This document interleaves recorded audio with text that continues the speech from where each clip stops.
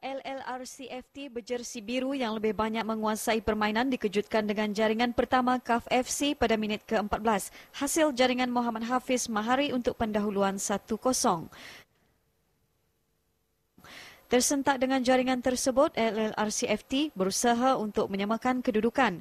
Namun serangan-serangan mereka berjaya dipatahkan kubu pertahanan CAF FC. Kedudukan 1-0 itu berlanjutan hingga tamat separuh masa pertama. Bersambung pada separuh masa kedua, kedua buah pasukan masing-masing mempunyai peluang untuk menjaringkan gol. Namun jentera serangan mereka gagal menyudahkan peluang tersebut sama ada tersasar atau diselamatkan penjaga gawang.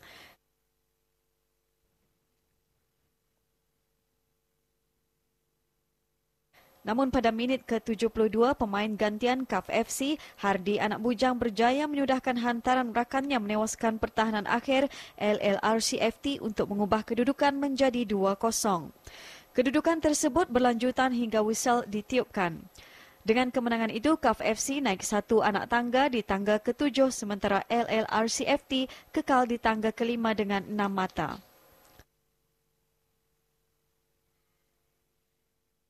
Kita ikuti kedudukan penuh Liga Super DST serta jadual perlawanan seterusnya.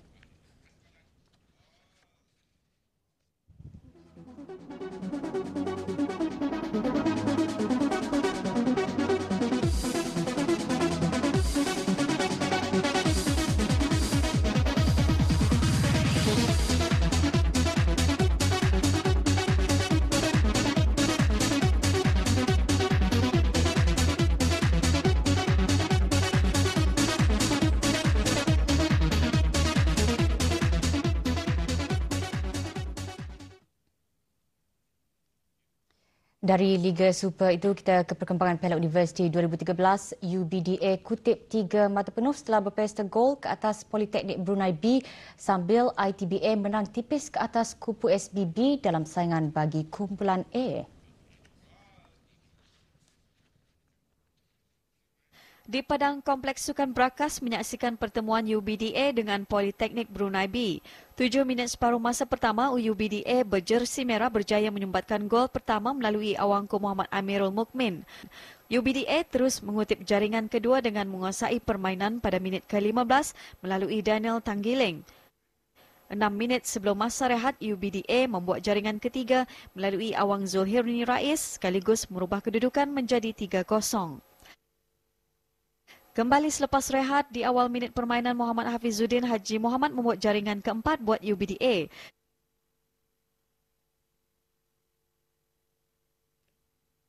Selang 5 minit kemudian, Muhammad Hafizuddin Haji Muhammad bertindak pantas apabila kecuaian penjaga gol pihak lawan dimanfaatkan dengan menyumpat gol kedua peribadinya, sekaligus mengubah kedudukan menjadi 5-0.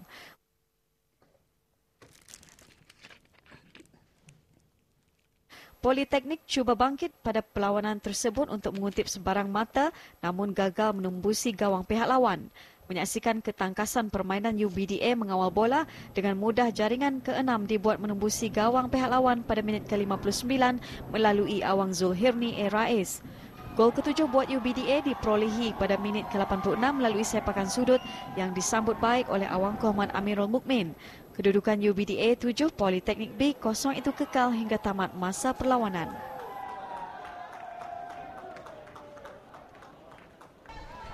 Sementara itu, dalam aksi kumpulan A pula yang berlangsung di Belapan dan Padang Kompleks Sukan Negara Hasna Bogia, menyaksikan pertemuan Institut Teknologi Brunei A berjersi biru bertemu College Universiti Perguruan Agama Seri Begawan B, Kupu SB. Kupu SB terlebih dahulu berada di depan apabila dihadiahkan sepakan penalti pada minit ke-7 dan disudahkan dengan baik oleh Aminur Rashid Haji Yusli untuk kedudukan 1-0. Namun selepas jaringan itu, Kupu SB lebih tertekan apabila ITB yang lebih menguasai permainan mula melancarkan serangan-serangan ke kubu mereka untuk memburu gol penyamaan, dan usaha mereka itu membuahkan hasil apabila berjaya membolosi gawang Kupu SB menerusi percubaan Muhammad Izzat Zainal dan gagal ditangkap kemas penjaga gol Kupu SB pada minit ke-35 untuk mengikat kedudukan menjadi 1-1 di separuh masa pertama. Separuh masa kedua, ITB terus menguasai permainan untuk mendahului permainan dan berhasil memperolehi jaringan kedua mereka pada minit ke-35 menerusi percubaan Nasiruddin Abdul Wahab yang terus menerjah gawang kupu SB. Bagaimanapun selepas jaringan itu, kedua pasukan gagal menembusi pertahanan lawan masing-masing meskipun memperolehi beberapa peluang untuk menghasilkan gol sekaligus kedudukan 2 ITB 1 kupu SB itu berlanjutan sehingga permainan ditamatkan.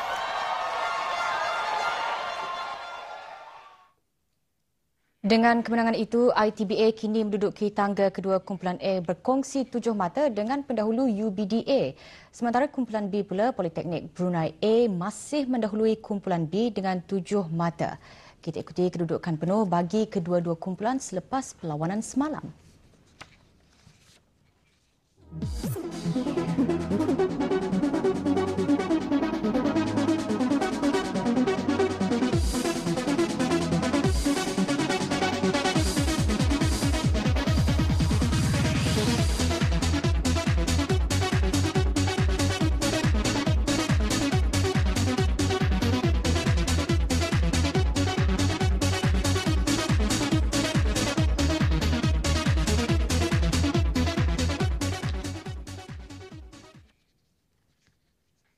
Beralih ke Liga Bola Sepak bawah 16 tahun peringkat Brunei Muara, Junior Stars FC dan Najib FC masing-masing kutip 1 mata setelah keduanya terikat satu sama dalam perlawanan bagi kumpulan C yang berlangsung di Stadium Negara Hasnal Bolkiah Brakas.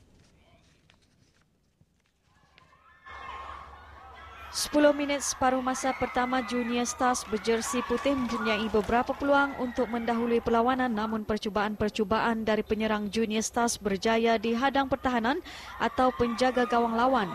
4 minit sebelum masa rehat, Najib FC mendahului apabila Abdul Hadi Khairin Osman berjaya menanduk masuk bola yang berpunca dari sepak sudut.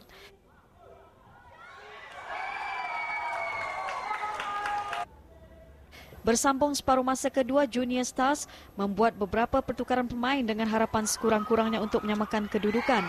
Pada minit ke-49, Junior Stars mempunyai peluang untuk menyamakan kedudukan namun disia-siakan begitu saja. Akhirnya pada minit ke-58, Junior Stars berjaya menyamakan kedudukan apabila rembatan kencang John Turner berjaya menewaskan penjaga gawang Najib FC. Kedudukan terikat 1 sama itu kekal hingga ke whistle penamat. Sementara itu di padang B Kompleks Sukan Brakas, Great United melakar kemenangan dengan menewaskan Future Star. Great United berjersi biru memperolehi jaringan pertama mereka menerusi jaringan Muhammad Abdul Khalik Haji Lazim pada minit ke-14. Selang 3 minit kemudian, sekali lagi Muhammad Abdul Khalik bertindak cemerlang dengan menyumbat gol kedua peribadinya untuk pendahuluan Great United 2-0. Ketinggalan 2-0, Future Star bangkit dengan jaringan pertama mereka pada minit ke-30 hasil jaringan Haris Haji Effendi untuk merapatkan jurang menjadi 2-1. Kedudukan tersebut berlanjutan hingga tamat separuh masa pertama. 4 minit selepas whistle separuh masa kedua ditiupkan, Muhammad Hazif Saufi Haji Asli menambah jaringan Great United menjadi 3-1 untuk terus lesa di depan meninggalkan Future Star. Great United terus garang memburu gol dan usaha mereka berhasil setelah Muhammad Amirul Syafiq Haji Jeffrey menjaringkan gol keempat Great United pada minit ke-52. Selang seminit kemudian, sepakan percuma Muhammad Imtiaz Untung terus menerjah gawang Future Star untuk jaringan ke-5 mereka sekaligus memastikan 3 mata penuh milik mereka. Kedudukan Great United 5, Future Star 1 itu kekal hingga tamat masa perlawanan.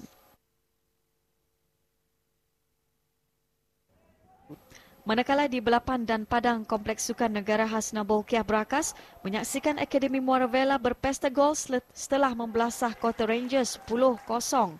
Muara Vella berjersi merah membuka tirai jaringan seawal minit pertama menerusi jaringan Abdul Khair bin Haji Basri dan menggandakannya pada minit ke-13 untuk gol kedua Muara Vella.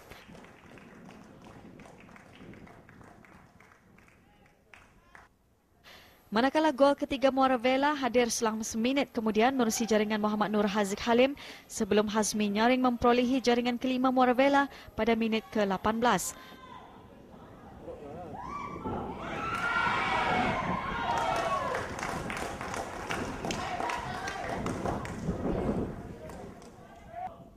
Berembatan awangku Abdul Hafiz, Pangeran Zahari dan terkenal salah seorang pemain Kota Rangers meletakkan Muara Vella terus selesa menguasai permainan dengan 5 gol pada minit ke-28. Dan selang seminit kemudian Muhammad Nur Haziq Halim berjaya sekali lagi membolosi gawang Kota Rangers untuk gol ke-6 Muara Vella sebelum permainan direhatkan.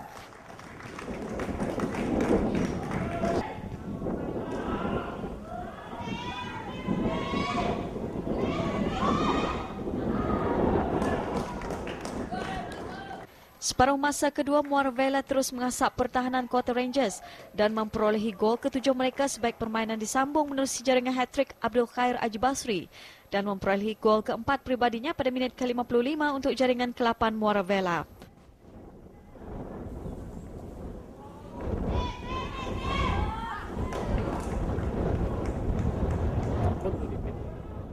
Suhaimi Salau tidak ketinggalan untuk meletakkan namanya di senarai penjaring menerusi jaringannya pada minit ke-58 untuk jaringan ke-9 Muara Vella. Abdul Khair Haji Basri memuktamadkan kemenangan Muara Vella menewaskan Kota Rangers 10-0 menerusi jaringan kelimanya pada minit ke-71. Kementerian Kebudayaan Belia dan Sukan melalui Jabatan Belia dan Sukan dengan kerjasama Persatuan Bola Sepak Kebangsaan Negara Brunei Darussalam NFABD akan mengadakan sesi pemilihan awal pemain-pemain bola sepak berumur 23 tahun ke bawah bagi mewakili negara ke Sukan C ke-27 di Myanmar. Sesi pemilihan awal akan diadakan di ketiga-tiga daerah. Bagi daerah Tutong, sesi diadakan pada hari Jumaat 25 Januari 2013 pukul 3 petang di Kompleks Sukan Tutong. Bagi daerah Brunei Muara dan daerah Temburong, pemilihan akan diadakan di Kompleks Sukan Balapan dan Padang Brakas pada hari Sabtu 26 Januari 2013 pada pukul 7 malam.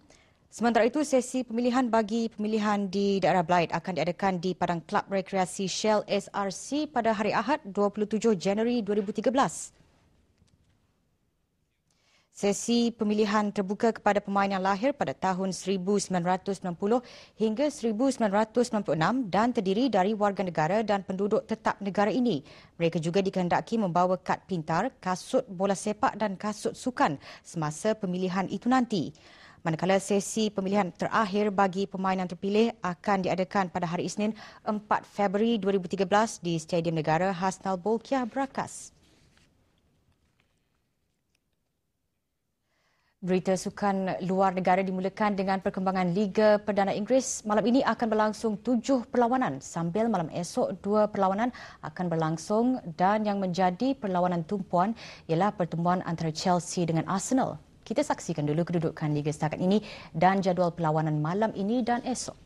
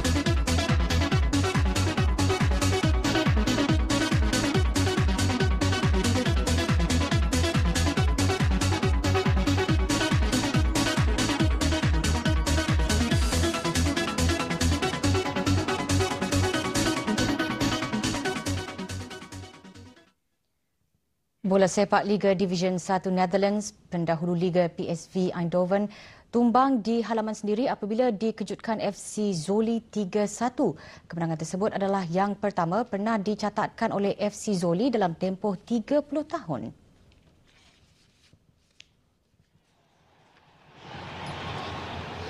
Beraksi di halaman sendiri ternyata bukanlah kelebihan buat pendahulu Liga PSV Eindhoven apabila pada minit ke-25 gawang mereka dibocori pasukan pelawat hasil jaringan Fred Benson untuk tuan rumah ketinggalan 0-1. Namun PSV bangkit membalas serangan dan berjaya menyamakan kedudukan menerusi Tim Mataf pada minit ke-43 untuk kedudukan 1-1.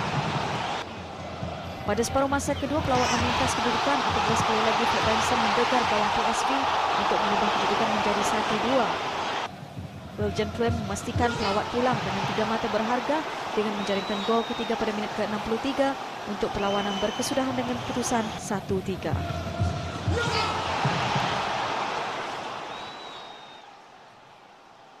Bekas pemain kebangsaan Argentina Mauricio Pochettino kini sah menjadi pengurus baru klub Liga Perdana Inggeris Southampton.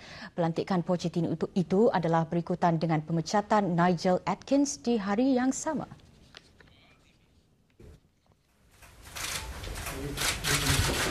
Klub Liga Perdana Inggeris Southampton semalam mengesahkan yang mereka telah memutuskan untuk memecat pengurus pasukan Nigel Adkins.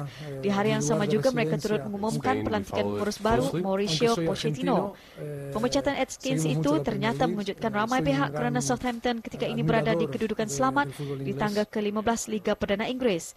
Pengurus baru Pochettino yang sebelum ini telah tampil sebanyak 20 kali bersama skuad kebangsaan Argentina berjanji akan mencuba untuk memenangi hati penyokong Southampton menjelang pertemuan pasukannya menentang Everton di tempat sendiri pada hari Isnin nanti.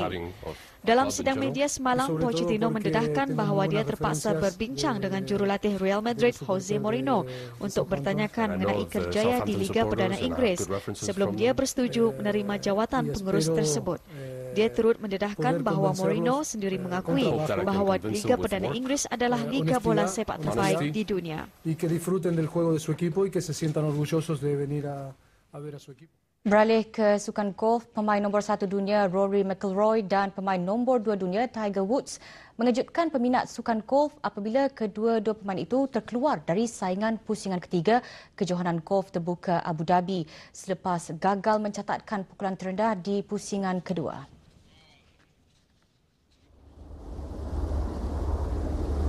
Hari kedua kejohanan golf terbuka Abu Dhabi semalam berlangsung dengan penuh dramatik apabila dua pemain teratas dunia gagal melepaskan halangan pusingan kedua dan gagal melayakkan diri ke persaingan pusingan ketiga. Kegagalan mereka itu menjadi tamparan hebat buat para peminat mereka yang sudah pun membeli tiket untuk saingan hari terakhir. Kedua-dua pemain terbaik dunia itu masing-masing mencatatkan 75 pukulan 3 di atas pas malam. Woods yang bermain dengan baik bagaimanapun tidak bernasib baik, mencatatkan 1 pukulan triple bogey di lubang kelima. Manakala pemain nombor 1 dunia McIlroy pula gagal menyerlah sekalipun baru mendapat pajaan berjuta dolar dari pengeluar jenama sukan Nike baru-baru ini.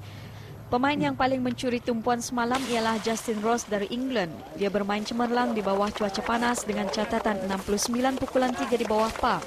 Sebelum ini dia mencatatkan 67 pukulan 5 di bawah par di hari pembukaan.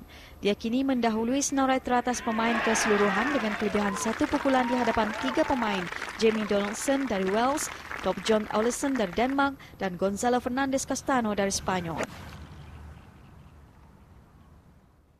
Dari sukan golf itu, kita ikuti perkembangan sukan pemotoran dan kita mulakan dengan perlumbaan Rally Dakar. Pemandu dari Perancis Stefan Peter Hansel kekal mendahului perlumbaan Rally Dakar yang kini memasuki peringkat ke-13. Manakala seorang lagi pemandu dari Perancis, Bastien Loeb pula menguasai perlumbaan kereta WRC Rally Monte Carlo.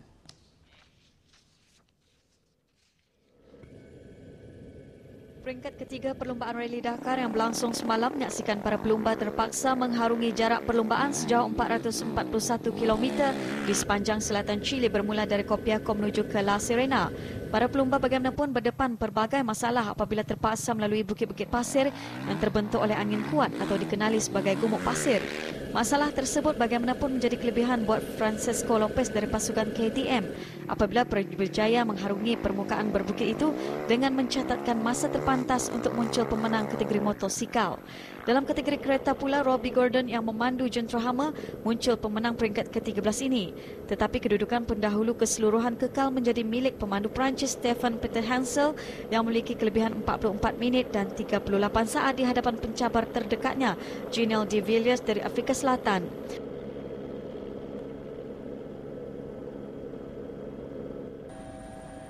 Dalam perlumbaan berasingan pula, seorang lagi pemandu Perancis, Bastien Loeb pula mendominasi perlumbaan WRC Kereta Rally di Monte Carlo di Monaco, Perancis.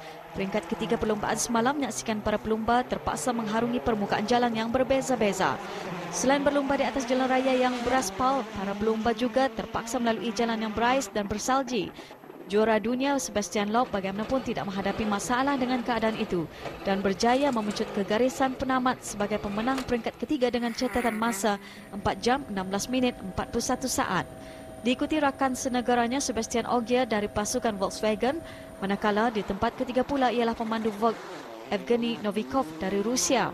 Loeb kini mendahului senarai teratas pemandu keseluruhan di perlumbaan ini dengan kelebihan masa 1 minit 47 saat.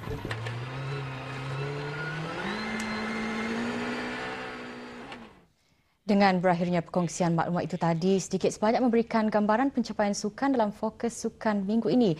Bertemu lagi di keluaran yang akan datang. Salam hormat dan Assalamualaikum warahmatullahi wabarakatuh.